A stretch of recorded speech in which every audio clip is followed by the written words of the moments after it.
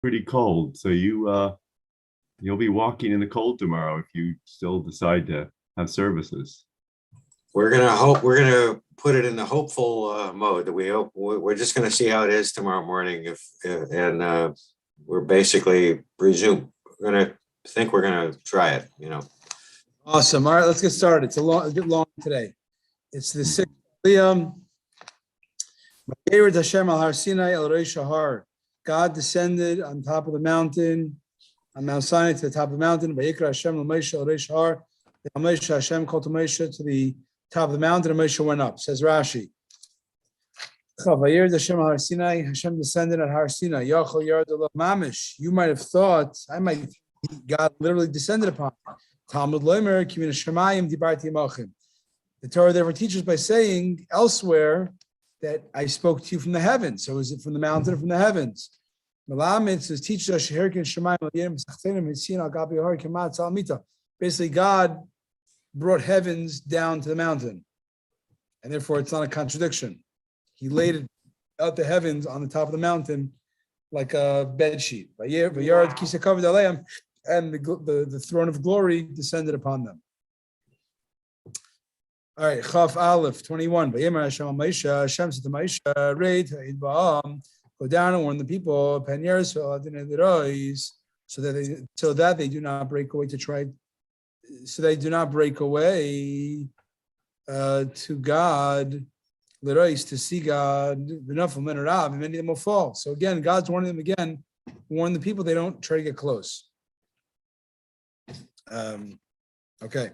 Rashi 21, Ha'ed ba'am, warn the people. Ha'ed means to warn.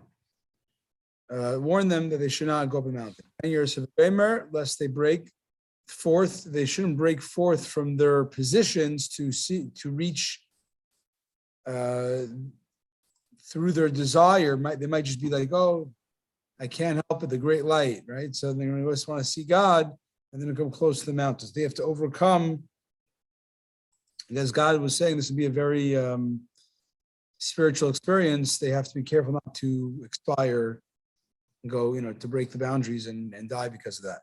It says Rashi, many of them will die. So Rashi says, anybody who dies, even one individual, it's as if many die.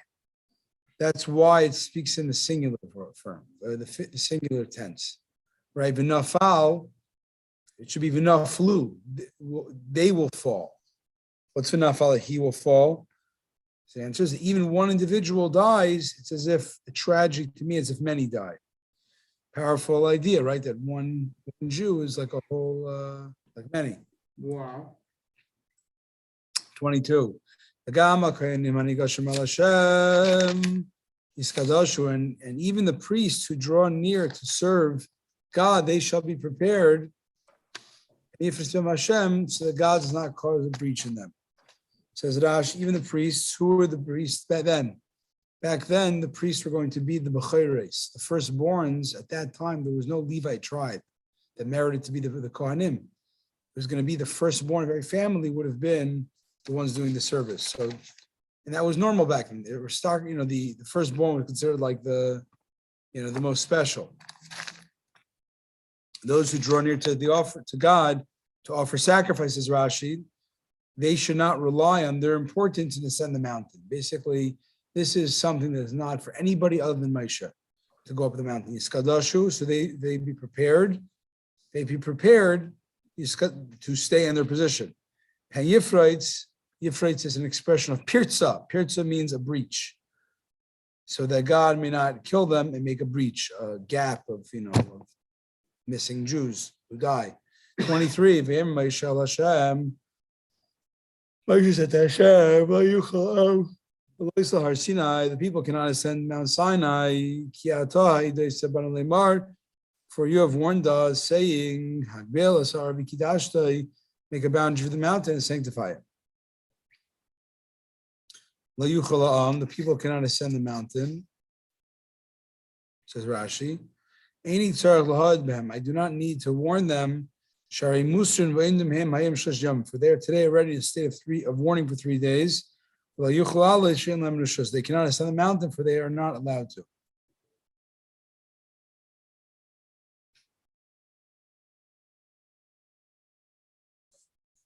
So again, the people replied to Hashem. The people cannot sound. Moshe replied, they cannot sound. You warned us already, make a boundary. So I don't have to warn them because they're already warned for the 3 days. So I'm not sure the significance of Moshe's the back and forth is. Like, God forgot there was a fence. Let's see.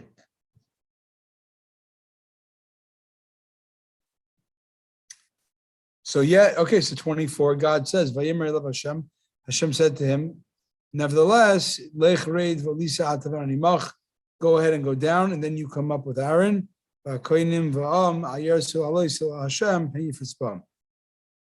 But the priests and the people shall not break away to try and go up to Hashem so that he does not cause a breach. So guys, nonetheless, I insist. You tell them. Lech reid, says Rashi, go down, go and testify, warn them again. What do we learn from here? God is teaching a lesson. Even if somebody knows something that's wrong, when it's showtime, you warn them again. Right before the actual activity, you warn them again. You shall go up, Aaron, with you and the Kayanim. I would have thought that they go with. Imach could mean maybe Aaron goes with you. Therefore, it says, no, you go up. So what is it teaching us? That you go up, we must say that Moshe, you have a designated place for yourself. Aaron is a designated place for himself, and the priest has a designated place for themselves. Meaning they all go a little closer than the one before them. Moshe goes more than Aaron goes more than the Kohanim, and the people, they do not go anywhere. They don't try to even go near. Yeah.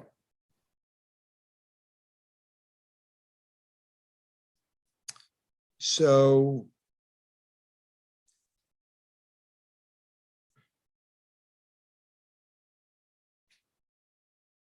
But the priests at this point are the firstborn, or they're the Kohanim? firstborn. At this point, a kohen, a priest, was going to be a firstborn.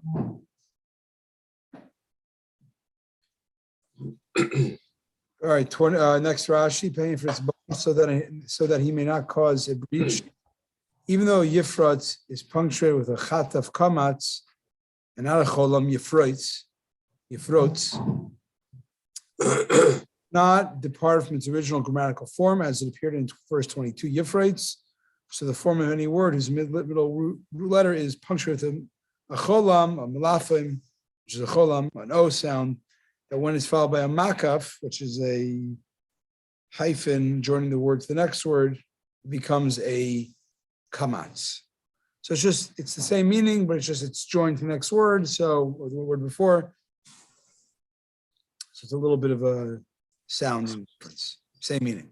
25, Moshe descended to the people, he said this to them. So Rashi says, 25, he said this to them, he said this morning.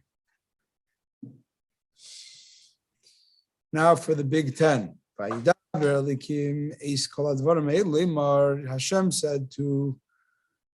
Hashem said all these words to the children of Israel for them to respond. Hashem spoke, the term Elohim signifies God as a judge. So God then spoke. The word for God, there's a few names we use in the Torah for Hashem. Here it uses specifically Elohim. Elohim is usually the more judgment. God's more,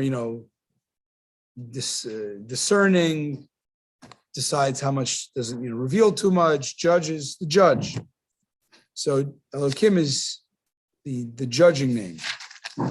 So too it says elsewhere, English translates Elohim lo yisakalo, says a judge. When it says so one of the mitzvahs, you can't curse a judge. It uses the word Elohim, a judge. I mean, God and judge is the same word. Since there are sections in the Torah that if a person fulfills the mitzvahs, he receives a reward, but if he does not, he doesn't get a punishment. I might have thought the Ten Commandments are also like this. It's like optional. It's a life-enhancing option if you choose. Therefore, the Torah says, "Veidaber Elokim." No. This is you got to do it. If you don't, there's a judge punishing for it. I don't know why you would think that. You know why what? Like, why would you? There are some mitzvahs you're not obligated unless to do it if the opportunity arises. For example, send away the mother bird. You don't have to go seek out nests with mother birds to send away the bird, take the eggs. It's if you come to that situation, you do it. Tzitzis, if you don't have a four-cornered garment, you don't have to put on tzitzis. We would do it as anyways, we wear a four-cornered garment, but if you did not have a four-cornered garment, you don't have to go find one to put tzitzis on it. So you might have thought that all the mitzvahs, the 10 mitzvahs are like, hey, you want to do it, do it. You know, yeah, you don't do it, be a pagan. See if I care. So,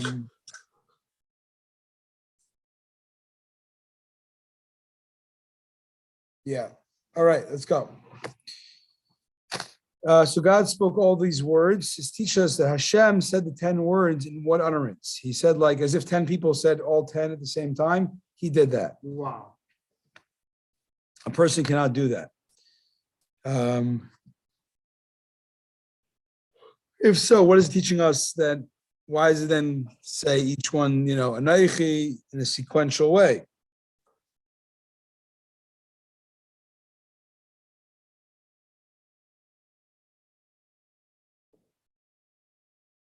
Why does God repeat them? If he did it in one, like zap, and they just got it, then why are you then saying that God, and it says it lists them out, implying that he repeated them? So the answer is that he went and he repeated each one by itself. Let's see. Leimart saying the following. This teaches us that they would answer on the yes is yes and on the no is no's. So if God said, you have to believe in God. Yes, we will. Don't believe in idols. We won't. There's actually a very famous sikh on this, that there's an argument actually in the Talmud.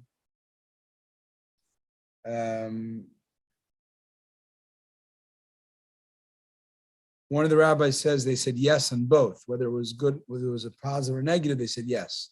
Yes, we'll listen. And then one says, no, they did it only yes to the yeses, no's to the no's. Figure out the significance. Anyways, okay. So let's go. Base. First commandment. Hashem your God. I am Hashem your God that took you out of Egypt from the house of slavery. 2, I am the God that took you out of Egypt. So what's right? Why is God introducing himself as the God that took you out of Egypt? I'm telling you this specifically because the whole act of Egypt was worthwhile in order that you can become, at this moment, my servants at the mountain. Meaning God's saying, remember I took you out? That was for this. I'm the God who took you out for this moment. Another explanation is that God appeared at the Sea of Reeds, the Yam Suf, as a mighty warrior, right? Like he fought. And here he appeared as a venerable old man filled with compassion. As it says, they beheld the magnificence of God of Israel, and beneath his feet was a form like a block of sapphire. This is before him at the time of the Jews' servitude. And like the clearness of the heavens in appearance when they were redeemed.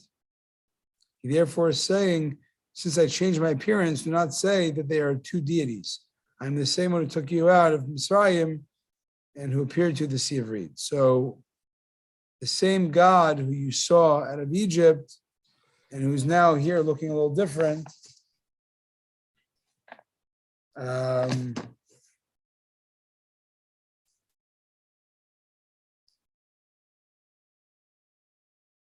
the same God. That's why God's mentioning, like, okay, now you look at me, this kind old grandfather. Not literally, but whatever that expression was to them. And before I looked more like a samurai warrior, same God. Says he came in an old man. Right now, but before, so now this he's saying, I'm the God that you saw that when you left Egypt to look different in a way. Very interesting. As I said, the Rebbe said that the Rebbes, all the Rebbes said that Rashi is hidden deep spiritual ideas in Rashi, right? Like he makes a commentary, he makes it, kind of simple, but it's very deep. And this is really a very deep idea that when God introduces himself to the Jews, he's acknowledging that God appears in multifaceted ways. But the whole point is all that multifaceted forces are really part of one whole. At the very beginning, God's saying like, oh, I am the God. I'm God, but I see the sun, I see the moon. I see you in different ways. That's all the splintering of my magnificence. Davar Acher, another explanation, because they were hearing many different sounds. As it says, the sounds were coming from all four directions and from the heavens and the earth. So same little thing. They heard God. I mentioned yesterday, God didn't give him like, here, I'm God, bam, you blow your mind. So God made it like sort of seems coming from all over. So it's like somehow it diffuses it, God's revelation. But so there's the voice of God from all directions. God said, nonetheless, don't think it's like many gods. There's a pantheon of gods. Don't think like that. That's why does it say, okay, so if I am God, you're God, he's speaking though to the group. Why is it in the singular? To tell us, this is to give Moshe an opening to plead the defense of Israel at the incident of the golden calf. And as the Moshe said, God, don't be angry at these people, for you did not give them the commandments. You gave it to me. I mean, Moshe, God basically was giving Moshe like a loophole to argue that you're telling me, when you said, I am God, you're God singular, okay, we could spin it that you meant that I am Moshe's God. That's the simple Rashi. Obviously, it sounds a little ridiculous, right?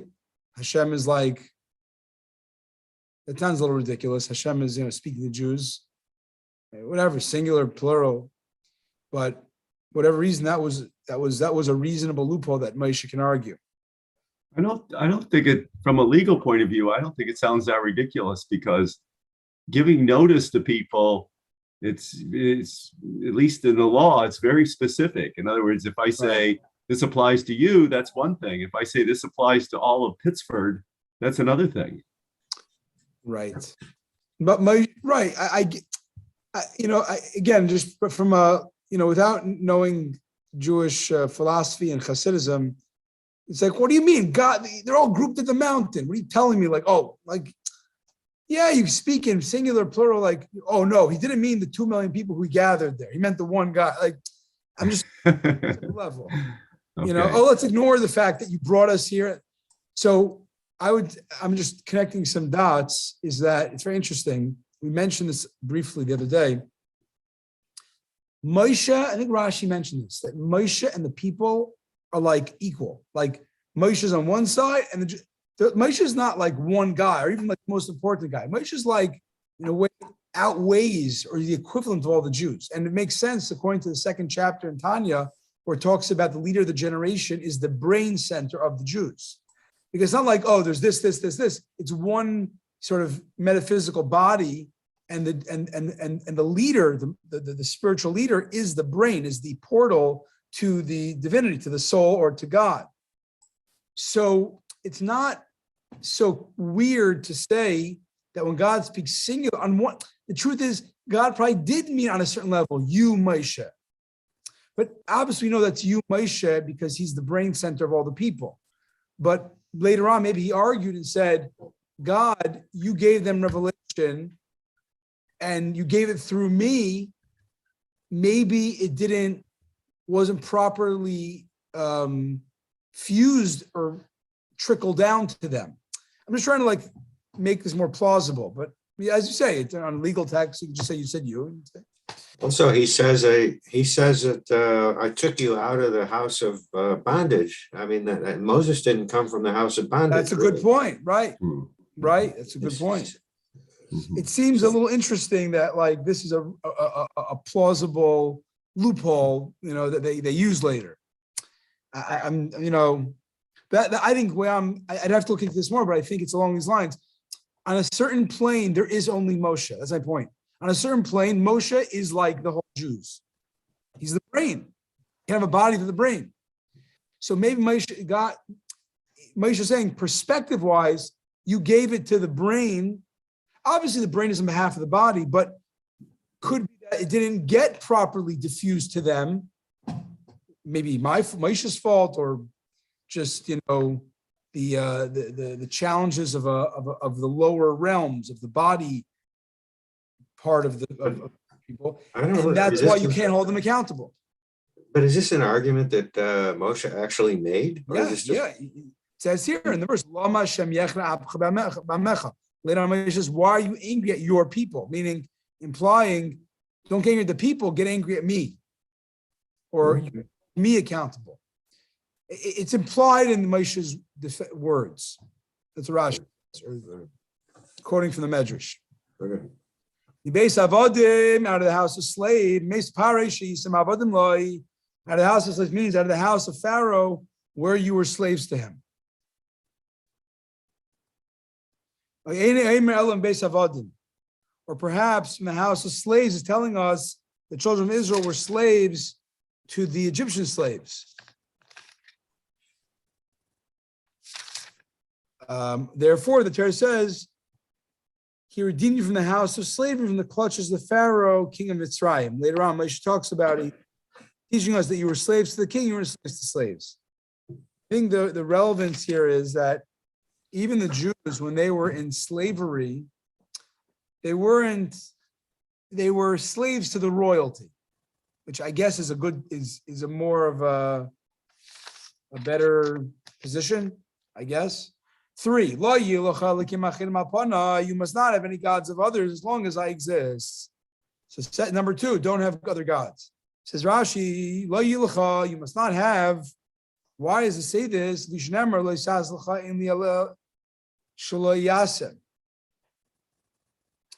Maybe you can't. Why did it tell me it shouldn't be to you? Elsewhere says don't make. Maybe you can't manufacture. What if it's already manufactured? Could you have in your house? Can you buy from China a nice little getchka, a little idol? So he says no. Now that's the verse here. There's a few verses. One says you can't make, and one says you can't own. Elokim Acherim, God of others. Meaning they're not really gods. Rather, others make them. They're not other gods. It's actually God of others that other people ascribe power, but you can't ascribe power. And you can't say it means other gods besides me, because what God, like it's insulting to Hashem to say that even that there's other gods, even like other options, even if they're nothing. So that's why Elokim Acher means gods of others. Another way of saying a god of other gods is that these gods are other, they're indifferent to their servants, to their worshipers, because they scream to them, they pray to them, they don't do anything because they're just dumb statues or forces of nature. We can't get any benefit either. No benefit. Right. Alpanai, as don't have other gods as long as I exist. Calls man shanikayam, as long as I exist. Alpanai means on my face. Because me on my face. As long as what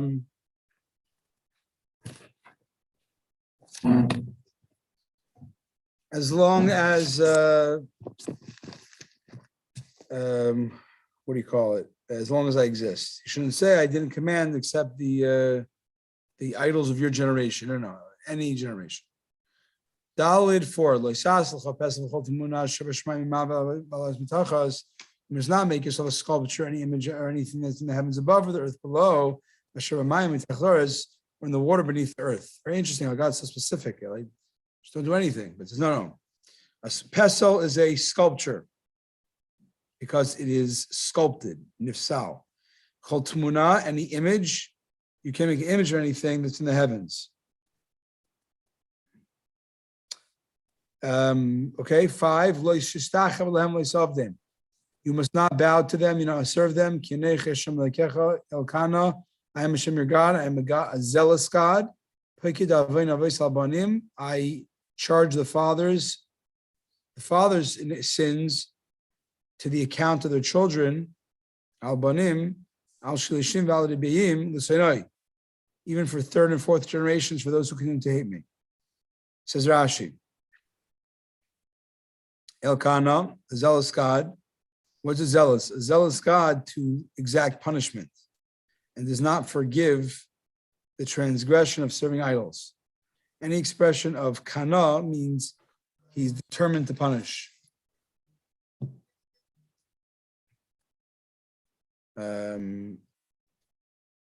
L'saynei, for those who hate me.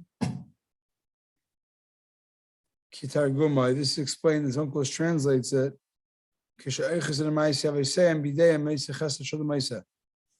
Uncle's translates it as, in the coming generations follow the evil deeds. So basically, it doesn't mean God like holds kids accountable for the parents. He's saying it more in the way of if the kids continue in that way. But God preserves the kindness that a person does up to 2,000 generations. I mean, God is actually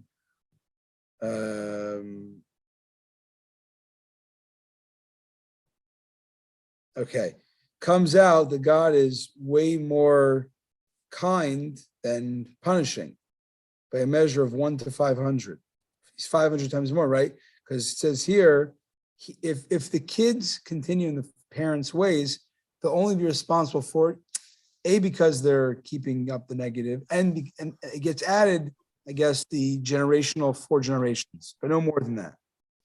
So I guess the 5th generation of idol worshipers don't get from 5 generations back; they only get 4. But the people who keep the mitzvahs, they not only get their reward, they get rewarded for 2,000 generations back, which is a fascinating idea in modern psychology about trauma. That when we carry a lot of generational trauma from our parents and grandparents, and when we break the cycle, this is psychology. It's a big deal. It's a big deal. You're breaking the cycle, and anyways, say here, when you break the cycle, Hashem is very impressed. 6. I am the God who does kindness for 2,000 generations. To those who love me and keep my commandments. Says Rashi, I skipped in 5. I said that. Okay. All right, 7. Number 3. You must not swear by the name of God in vain. For the eternal, for Hashem will not absolve him. Esashi says, Shema Lashav. Hashem will not absolve him who swears by his name in vain. Lashav chinam. I'll not swear in vain. What is shvu shav? What is a vain oath? Nishpil Shana says hadiyadua. One who makes an oath, changing a universal fact, he swears by a stone pillar that's made of gold. Okay, so basically, the particular sin here is swearing needlessly. If you say, "Oh, this is a stone," I swear this is a stone. If it's not for a reason, not a purposeful oath, don't do it. Rabbi, Yes. just having become a notary, I can Nice. tell you that swearing oaths refers to documents as well, because you're swearing that a document is what it is, and Right. that's no good.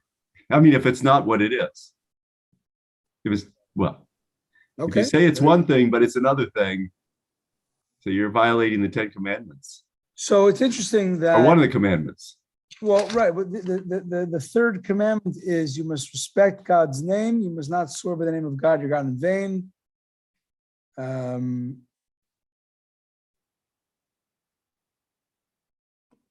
Yeah, basically interesting. This is the way, particularly is the way Rashi is explaining this third commandment is to not swear needlessly.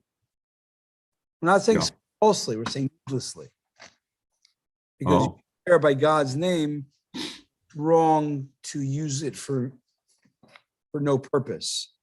I'd say you can learn a very basic idea here is that you cannot invoke God. I mean, invoking God has to have always a purpose, right? In life, like God and purpose are like, they go hand in hand. But this would also apply to swearing falsely, wouldn't it? I mean, it would include that. But not, there's other verses, not in the Ten Commandments about that. There are, so you swear falsely, you're also taking God's name in vain. In vain, yeah. If for whatever reason, it seems to be very specific.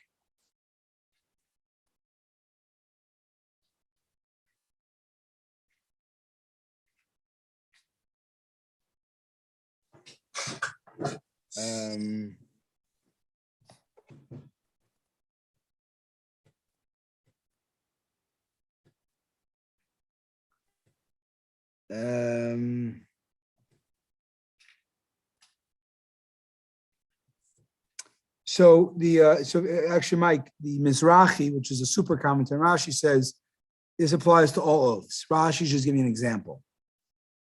It would apply, though. You're right.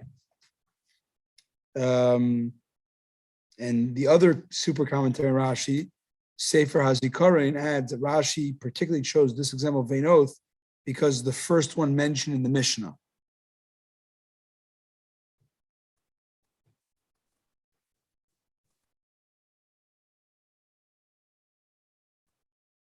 Yeah.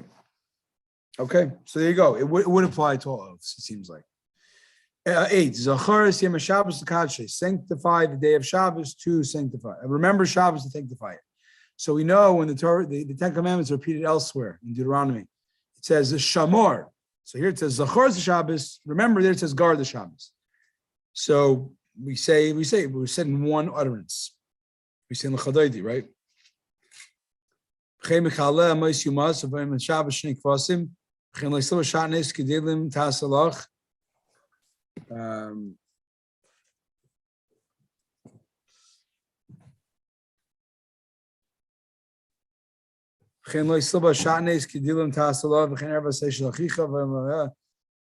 whatever.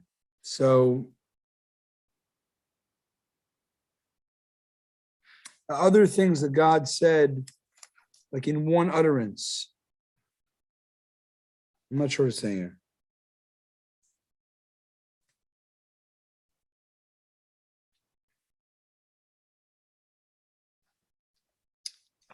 What does it mean when it says that they were both said in one utterance? I don't quite get that. Imagine me and you say Zachar, I say Shamar at the same time, right? Yeah. It's in one shot. Well, God did that without the two people. Somehow he could say two words with saying one word. Meaning they heard both, God said it once. They heard both at this point, even though it was Zachar, they heard Shomer too? Yes. And Okay. later on, the Torah just is exactly. Similarly, one who desecrates it.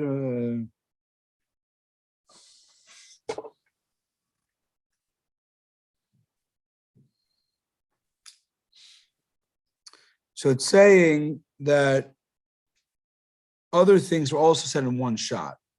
Like the fact that you can't slaughter on Shabbos, but at the same time, you're allowed to slaughter sheep for the carbon. It was one communication that somehow they got it at the same time. I never knew this. When it says, for example,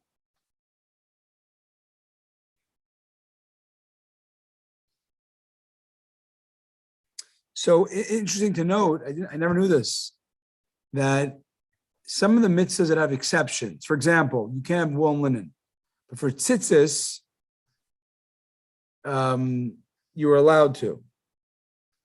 We don't do it because not always you're allowed to, but for the mitzvah you're allowed to. So, but the prohibition and the exception are said in one utterance. So, another example, person cannot cannot be intimate with their brother's wife. But at the same time, if he dies childless, you could because of Yavama. You're supposed to. These things were said in one breath. I guess that they're not contradictory, but rather that certain parts of this supersede the prohibition. Zachar, So Hashem said the 10 Commandments in what utterance, and in the 10 Commandments he said utterance. and even more so, he said other commandments here.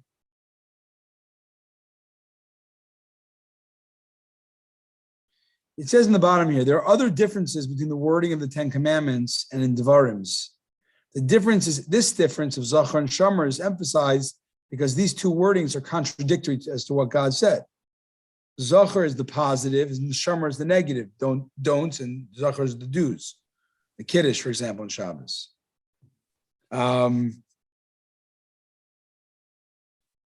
So the whole idea there is in one utterance that it's not contradictory.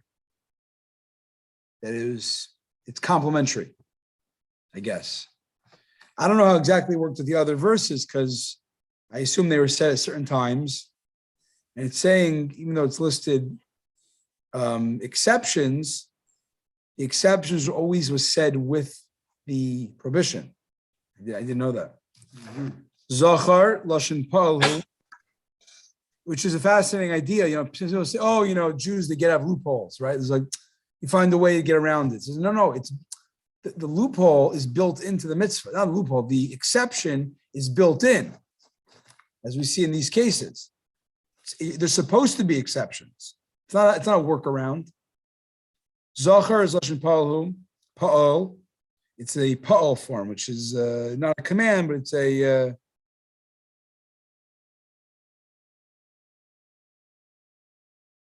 continuously remember.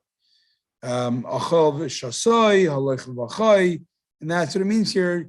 Give heart to constantly remember the Shabbos. I mean, remember now, like think about it, put in your mind, it means in general, always remember. And what does that mean practically in halacha? The whole week, if you find a beautiful item in the market for the Shabbos meal, you should buy it. That's what you're constantly having in your mind.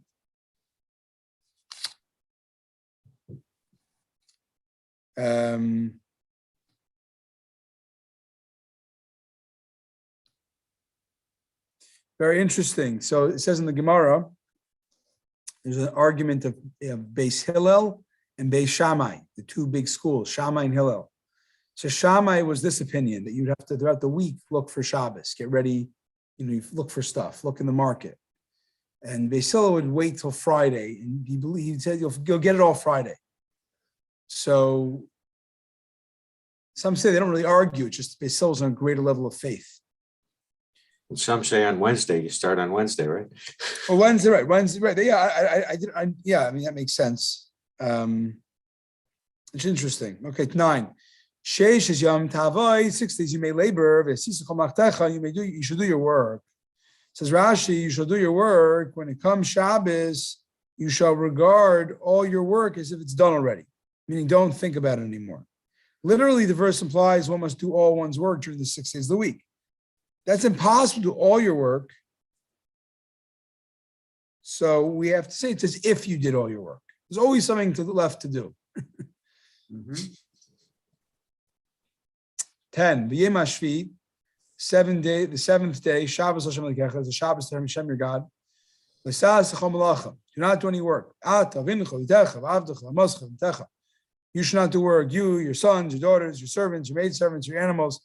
The ger and the proselyte, the ger, the convert who resides within your gates. Says Rashi, your sons, your daughters. This is referring to your young children. Maybe means the older children. But we say they already have a prohibition for themselves, right? Because they're adults. I'll tell you, anybody that's an adult. Rather, it must be the verse comes to warn adults to not let their kids break Shabbos. And so we have learned in the Mishnah and the Gemara, a child that comes to extinguish a fire on Shabbos, you don't let him do it because he's refraining from work on Shabbos. It's his adherence to Shabbos is dependent on you. For 6 days, Hashem made the heavens and the earth. The heavens and the sea and all that's in them. And he rests on the seventh day. Therefore, bless Hashem. Hashem blessed the seventh day Shabbos day, and he sanctified it. Says Rashi, he rests on the seventh day. Kiviyachol hichtavas menucha. Kiviyachol, Hashem has written about himself metaphorically as that he rested. To teach us about this, a what? A kal v'chaymer, an 840 inference that a man whose work was done with 12 effort should certainly rest on Shabbos. Meaning, if God, who doesn't have to work hard, rested, you, person who really, gets tired, you for sure should rest. Very interesting, because the idea of Shabbos, it's not just about rest. It's more, it's really to mimic God. Now, God not stopping to create. At the same time, you can't deny the relaxation, the rejuvenation that happens.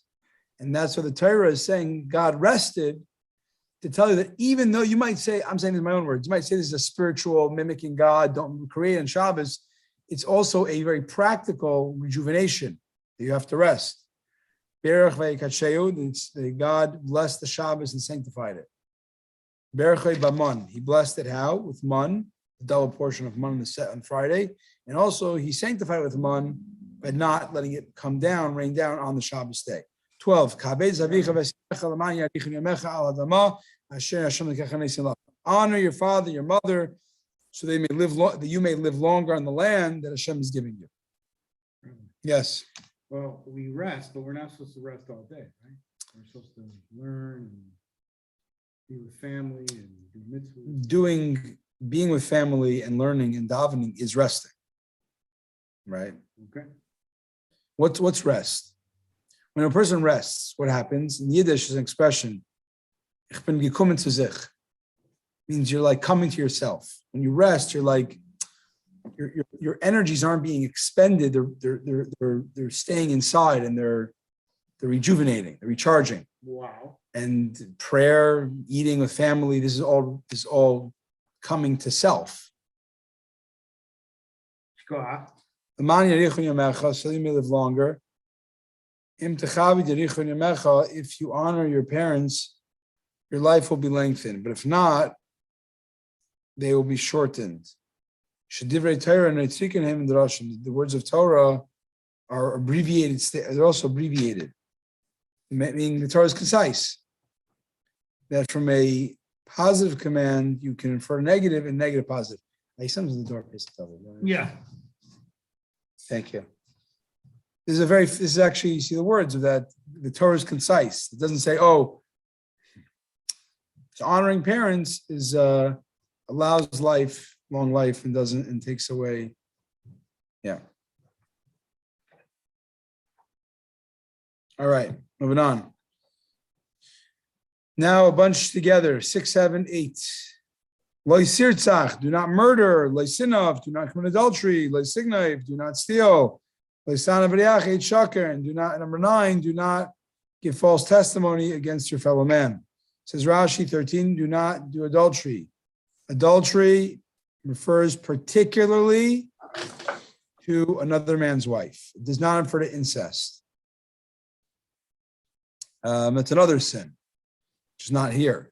Shenamar says in the Torah that it only used the expression of niyuf, non aleph pei, with a man to another man's wife.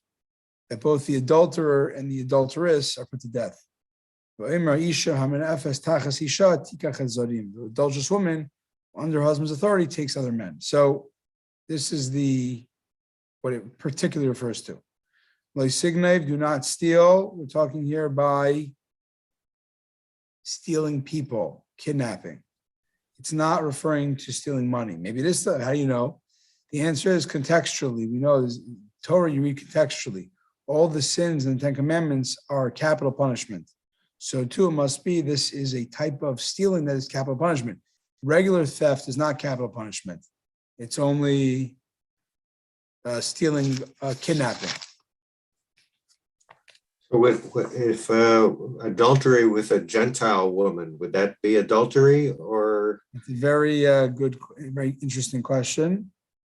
So the answer is not, this is particularly referring to Jews to Jews. It's still licentiousness. It's still It's bad. totally not allowed. It's other sins, Right. other issues. It's definitely a problem. But in this particular issue, it would be Jews to other Jews, because the concept of Jewish marriage is unique to Jews. Instead, the idea of marriage or monogamy exists by everybody, by others, but the unique Jewish marriage and bond thereby is by Jews, and to break it is the adultery. There's some there's some big, issues with adultery. That if a woman is adulterous, she can no longer stay married to her husband. If it's it's a problem. As an exception, let's say she was an adulterer, she did adultery with a non-Jew. So while it's wrong and this and the other, and it's big sin and big breach of trust, it would not make her considered a ashes ish, this sin, which would make her forbidden to go back to her husband. That's more. So the commandment is only against the male then. The commandment is on the male, not the female. The commandments on the female. The commandments on both. The big damage, the biggest damage happens to the female for two reasons. That one, if she has a child from an adulterous union, the child's a mamzer. If a married man is unfaithful with an unmarried woman, and that unmarried woman has a child of wedlock, the child's not a mamzer. So why that is it fair or not fair? We'll get into that, but that's just the idea. So 14. Okay. But definitely, look, this is all technicalities. The basic spirit of the law is do not commit adultery, period. So the next verse 14, do not desire your fellow man's house. Do not desire your fellow man's wife. His servant, his mason, his ox, his donkey, and anything that belongs to your fellow man, do not desire. All right, let's do a quick Dvar Torah because it's pretty long today. All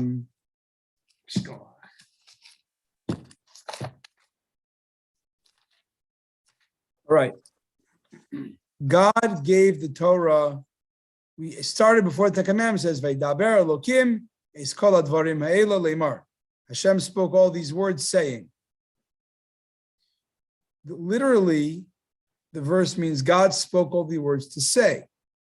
This implies when God gave us the Torah, He gave it in a way that under the so usually when God says to Moshe, "Leimor," to say means to repeat it. But here it can be God said these words to repeat because He's saying it to all the people. There's no one to repeat it to. Right? Mm-hmm. So Leimor is unique that it means that God is constantly saying this over. God said those words once, and Leimor, He's repeating it again and again. What does it mean? There's a precondition. We have to open ourselves to the divine nature of the Torah. If so, we will appreciate and re-experience God revealing Himself through the Torah whenever we study it. God therefore refers to the Torah as my word, which I placed, my word I placed in your mouth.